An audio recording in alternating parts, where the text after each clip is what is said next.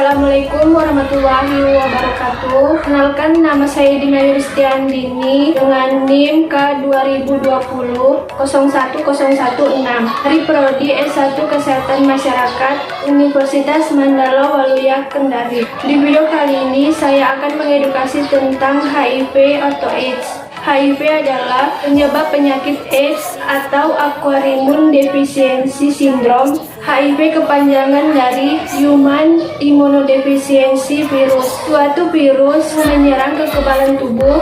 Saat pertama kali terinfeksi HIV, penderitanya tidak menunjukkan gejala. Barulah saat virus berkembang tidak terkendali, berbagai infeksi datang bersamaan akibat daya tubuh yang sangat lemah, dan infeksi HIV sudah berkembang menjadi AIDS. Jadi, AIDS sendiri ialah sekumpulan gejala berbagai infeksi. Perlu tahu juga tanda-tanda infeksi HIV atau AIDS, yaitu yang pertama, demam berulang. Gejala ini sama dengan gejala pada umumnya, itu suhu tubuh sekitar 38-40 derajat Celcius. Itu demam, disertai dengan gejala ringan lainnya seperti kelelahan, muncul pembengkakan pada kelenjar getah bening, serta sakit tenggorokan.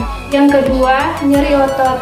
Nyeri otot di sini berbeda dengan pegal-pegal akibat kelelahan setelah beraktivitas fisik. Penderita infeksi HIV akan mengalami nyeri otot dan kelelahan akibat serangan HIV tahap awal.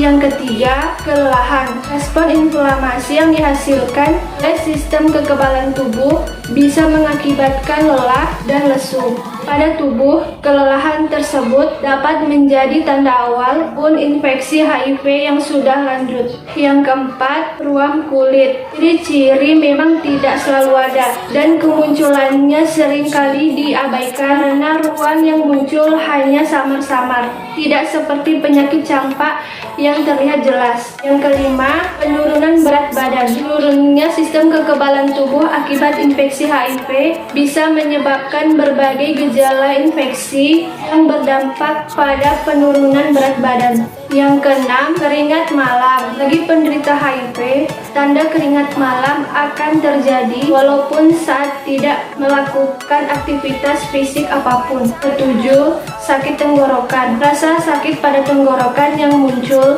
sama seperti ketika terkena radang tenggorokan pada umumnya. Kedelapan, bingungan atau sulit berkonsentrasi. Penderita HIV kerap mengalami gangguan kognitif berupa kebingungan dan kesulitan berkonsentrasi. Penderita juga mengalami gangguan memori dan perilaku mudah marah atau mudah tersinggung. Bagaimana HIV bisa ditularkan? HIV ditularkan dengan cara pertama, hubungan seks. Dengan seks yang tidak aman, itu berganti-ganti pasangan tanpa kondom, atau hubungan seksual sama pria merupakan faktor resiko utama penularan virus HIV.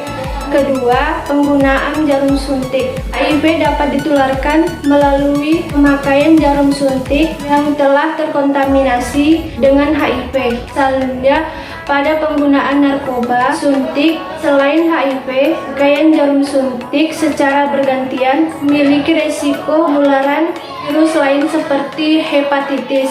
Ketiga, transfusi darah. Penularan HIV juga bisa disebabkan melalui transfusi darah, tetapi kejadian ini semakin jarang terjadi karena telah diterapkan screening darah donor yang ketat. Yang keempat, dari ibu hamil ke janin. Seorang ibu hamil yang sedang terinfeksi virus HIV dapat menularkannya ke bayi melalui kehamilan, persalinan, maupun ASI. Namun, angka kasus ini sudah sangat menurun karena ibu hamil dengan HIV dianjurkan mengkonsumsi obat antiretroviral setelah terbukti efektif mencegah penularan ke bayi. Kamu bisa mencegah tertular HIV dengan menghindari semua faktor risiko penularan.